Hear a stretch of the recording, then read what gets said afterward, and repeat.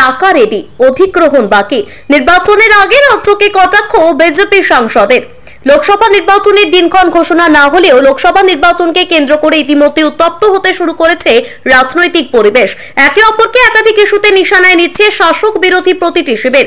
বিভিন্ন কর্মসূচি কিংবা সরকারি অনুষ্ঠান সবেতে উঠে আসছে রাজনৈতিক প্রসঙ্গ।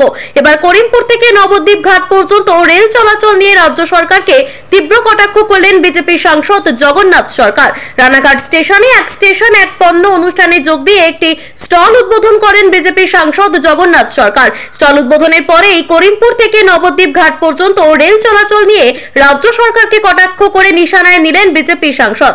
সরাসরি জানিয়ে দিলেন এই রেল চলাচল খুব দ্রুত গতিতে শুরু হয়ে যাবে।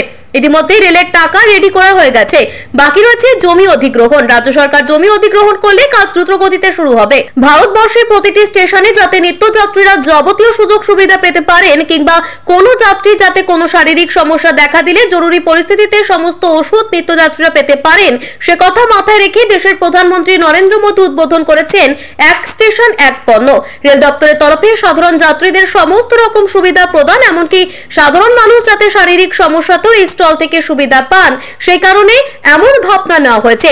রানাঘাট স্টেশনে এই স্টলের উদ্বোধন করতে এসে একটি স্টল এবং ঠান্ডা পানীয় জলের কল উদ্বোধন করেন রানাঘাটের বিজেপি সাংসদ। তিনি ছাড়া উপস্থিত ছিলেন রানাঘাটের বিজেপি বিধায়ক পার্থসারথী চ্যাটার্জি সহ রেলের উচ্চপদস্থ আধিকারিকরা।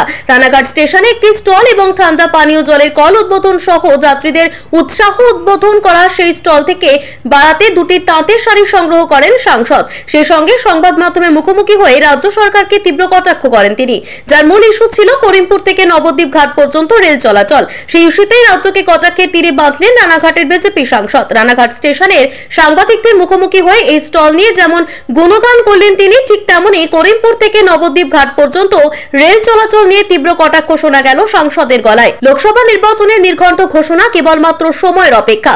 যদিও লোকসভা নির্বাচনের নির্ঘণ্ট ঘোষণা না হলেও সারা দেশের বেশ কিছু আসনে প্রার্থী ঘোষণা করেছে বিজেপি, যার মধ্যে রয়েছে বাংলার কিছু লোকসভা আসন। কিন্তু ইতিমধ্যেই বাংলার প্রতিটি আসনে প্রার্থী ঘোষণা করে ফেলেছে রাজ্যের শাসক দল তৃণমূল কংগ্রেস।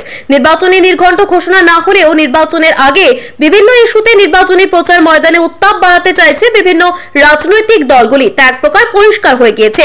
তবে এদিন সরকারি অনুষ্ঠানে এই রাজ্যের বিরুদ্ধে তীব্র তোপ দেখে রাজনৈতিকভাবে আগেভাগেই পালে হাওয়া লাগাতে চাইছে বিজেপি, এমনটাই মনে করছেন রাজনৈতিক মহলের একাংশ। উন্নতি কল্পে প্রজেক্ট তিনি ঘোষণা করলেন। রানাঘাটেও এইরকমই একটি পণ্যের দোকান খোলা হলো, আর সেই দোকানে উদ্বোধন করে আমি সেখানে খরিদ্দারদের উৎসাহ দেওয়ার জন্য আমি দুটি শাড়ি, এখানকার যে তাঁতের শাড়ি আশপাশ থেকে পাওয়া যায় ভালো ভালো হাতের অর্থাৎ তন্তুজীবীদের হস্তচালিত তাঁতে যে শাড়ি, সেই শাড়ি আমি ক্রয় করলাম।